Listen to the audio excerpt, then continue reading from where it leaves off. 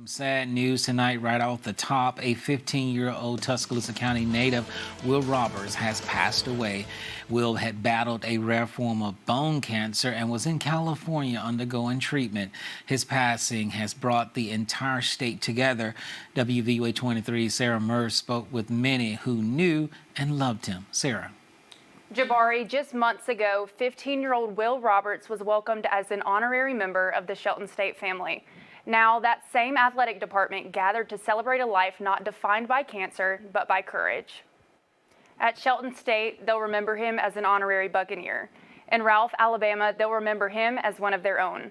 But for thousands who followed his journey, Will Roberts will be remembered for something even greater, a life that pointed others toward hope. Jabari. As the community continues to mourn the loss of 15-year-old Will Roberts, one local restaurant is turning grief into action. WVUA 23 Sarah Murph joins us live. And Sarah, how is this restaurant helping? Jabari, Henry's Burgers and Cream is raising money to help Will's family with funeral and travel expenses, while giving neighbors a place to honor the teenager whose story touched millions. Saturday's fundraiser will feature food, live music, games, and raffles, with every dollar raised going directly to the Roberts family. Jabari. Jabari, city leaders pulled the discussion of the development from tonight's meeting agenda around 30 minutes ago. I will have a complete report tonight on the news at 9. Live and local in Northport, Sarah Murph, WVUA 23 News. Jabari. Jabari, Stillman College opened its doors to the world today by hosting students from Japan as part of a Sister City Exchange. Stillman College has participated in the Tuscaloosa-Narashino Sister City Exchange for years, with leaders saying they hope programs like this continue to strengthen international partnerships and encourage future students to study in the United States. Jabari. Jabari, tonight's vote approved the schedule that determines how teachers and other school employees are paid. It also means workers will begin seeing a state-funded pay raise before the start of the new school year. Jabari, the Northport Planning and Zoning Commission has recommended against this proposal. This is the largest proposed residential development in years. A public hearing will be July 20th. That same night, the council could vote on the proposed development. Jabari. Sarah. While an extra $80 a month doesn't seem like a life-changing amount, district leaders and educators say getting that money into teachers' pockets earlier sends an important message. Bright fluorescent colors like neon orange, yellow, and hot pink are much easier to see underwater. But lighter colors, including light blue, white, and pastel shades, can quickly blend into the water, especially in lakes or darker pools. Not all farms look the same, and neither do the donations arriving here at Table of Grace. Pantry leaders say every donation from a local vendor at the Tuscaloosa Farmers Market reduces food waste and puts food in the hands of those who need it the most. In just a few weeks, volunteers have distributed hundreds of meals in Tuscaloosa, but feeding the community is just the beginning. Give me a second. Thousands around the nation are left speechless after the news of 15-year-old Will Roberts passing. Laquita Coleman, Will's former principal at Myrtlewood Elementary School, says for those who knew him, the hardest part isn't finding the words to describe Will. It's finding the words to describe life without him. His life, he's taught me how to love people and not to take advantage of the moments and to forgive quickly because time is so short. And just to love everybody while you can. What started as a video on Will's mom's Facebook page would quickly come to change the Roberts family's life forever. Sit here and watch this video for a second.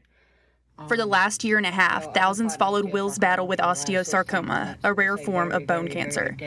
People across Alabama and across the country prayed alongside his family, but those closest to him say the diagnosis never defined him. You take for granted a lot, and then you look over, you see a kid, one leg, joyful, just excited to be at the field.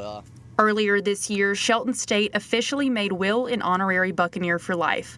But coaches and players say it wasn't them who changed Will. It was Will who changed them. We needed him a lot more than he needed us. He changed everybody that he came into contact with, whether it was getting them in the Word spiritually or just brightening their day. Players say a weekly Bible study that usually welcomed just a dozen teammates nearly tripled in size after Will began attending. They weren't coming to hear a sermon. They were coming to spend time with a teenager whose faith would impact them forever. Baseball is just a sport, right? You win, lose, draw. It's short term, right? It's earthly. It's not eternal. I think the impact Will had on our group is eternal. Even as his body grew weaker, Will's faith never did. Those who loved him say that's the legacy he'll leave behind. Not just the battle he fought, but the unwavering hope he shared with everyone around him. The whole Sixty Valley community, we were all united through one common goal, and that was to lift Will up in prayer and praying for his victory, which he got today.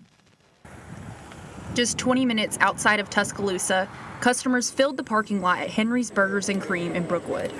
Every dollar raised in the barbecue sale is going toward helping the Roberts family as they prepare to bring Will home from California and cover funeral expenses.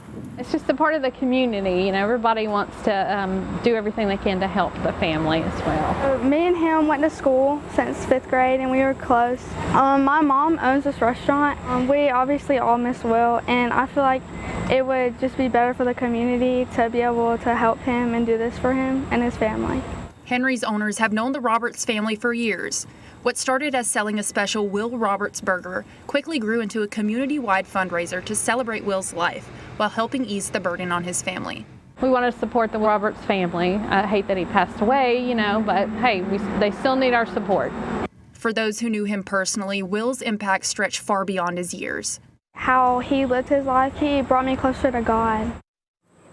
Friends say that's why so many people continue showing up, not only to help his family financially, but to honor the kindness, faith, and joy Will shared with everyone he met. More than 100 educators gathered today in Tuscaloosa for new teacher orientation. The annual event welcomes teachers to the district and prepares them for the first day of school on August 10th. Seeing the impact that I made on the kids was really the deciding factor for me. I mean, the impact that you're making on a 11 to 15-year-old kid in their formative ages is, you can't match that. Last night, the school board approved a motion to move this year's state-funded 2% raise from October to August. The pay increase is a big incentive. I also think the environment, the resources that we have, the support that we have in the Tuscaloosa City Schools is superb. For a first-year teacher earning the district starting salary, that 2% raise equals nearly $985 more a year. That's about $82 a month before taxes, starting with the very first paycheck of the school year. While an extra $80 a month doesn't seem like a life-changing amount, district leaders and educators say getting that money into teachers' pockets earlier sends an important message. These are the future of our world, like these kids, and if you don't pay the people that are educating them, you're setting our world up for failure. District leaders say competitive pay is only one part of recruiting new educators. They hope pairing financial incentives with strong support will help fill remaining positions before the students return next month. As we do our recruitment and also our retention plan to make sure they understand that in TCS we value our employees, to make sure that we basically put more money into their salaries early versus waiting until October when the money is available. Local in Tuscaloosa, Sarah Murph, WVUA 23 News. The district lists 42 vacancies in certified positions, including teachers, specialists, and therapists, is currently working to fill those positions. As temperatures climb, so does the number of families heading to the water. But before your kids jump in, you should think beyond sunscreen and life jackets and consider the color of your child's swimsuit. The color of a child's swimsuit can save their lives in many ways, because if they do drown, they're easily visible, which could knock seconds off of a save. We see them, and we can get there a lot faster when we know exactly where they are. While no swimsuit can prevent a drowning, water safety experts say brighter colors can make children easier to spot beneath the surface. Bright fluorescent colors like neon orange, yellow, and hot pink are much easier to see underwater. But lighter colors, including light blue, white, and pastel shades, can quickly blend into the water, especially in lakes or darker pools. Any type of light pastel color swimsuit on, like blue or baby pink, I know that they're not easily visible once they go under, so I keep a closer eye on them. And it's not just lifeguards paying attention. Some parents say learning about swimsuit visibility has changed the way they choose swimwear for their children. It's not anything that I really took into consideration until the past few years, when I've seen more coming out about that and been mindful as I purchase swimsuits for my children to think about which one can I see under the surface more, which one makes it easier in those situations that I can spot them quickly.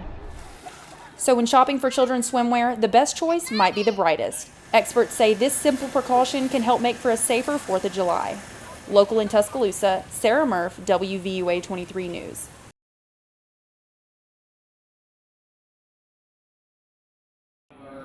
Beans, and then this is where our meat section is. Fresh fruits, vegetables, and other local products draw shoppers to the Tuscaloosa Farmers Market every weekend. But when the market closes, another effort begins. Yeah, so we have a group of about 5 to 10 women who go to the farmers market each Saturday. They do what they like to call glean, which is basically just picking up any fruits, vegetables, produce, anything that any of the farmers probably can't sell without them going bad. According to Table of Grace, that gleaning effort has helped provide more than 6,000 pounds of food to pantry clients. Not all farms look the same, and neither do the donations arriving here at Table of Grace. Pantry leaders say every donation from a local vendor at the Tuscaloosa Farmers Market reduces food waste and puts food in the hands of those who need it the most. Since a kid was taught to help, whether donating to the soup kitchen or to the canned food drive that we would always have. While many farmers market vendors grow produce outdoors, Blair's business grows mushrooms in a basement in Tuscaloosa. Table of Grace says Blair's donations alone could total nearly 1,500 pounds of mushrooms. A mushroom doesn't weigh that much, but that's a lot of mushrooms, and so to have that connection just from gleaning at the river market has been wonderful. For now, pantry leaders say support from farmers, volunteers, and donors continues to help stock shelves for neighbors in need. Local in Tuscaloosa, Sarah Murph, WVUA 23 News. And this is the common area. This is where they watch TV. Finding support can be difficult for many experiencing homelessness. That's why the Salvation Army of Tuscaloosa is taking its services into the community through a new program called Homeward Bound. Homeward Bound stands for Homeless Outreach and Mobile Engagement, and it's where our staff, our team, volunteers, and others get together and we take meals out to the community. The outreach program launched this month after Edmund says he felt called to reach beyond the walls of the Center of Hope shelter. The Lord placed it on my heart that we can do more in a community, and so I shared that with my team, and my staff just took it and ran with it.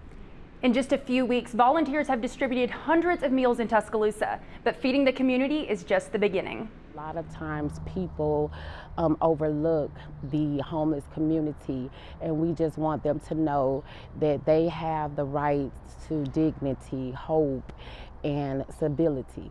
The Salvation Army's Center of Hope provides shared living spaces, social services, and donated necessities while community members work toward long-term stability. You don't have to be out here.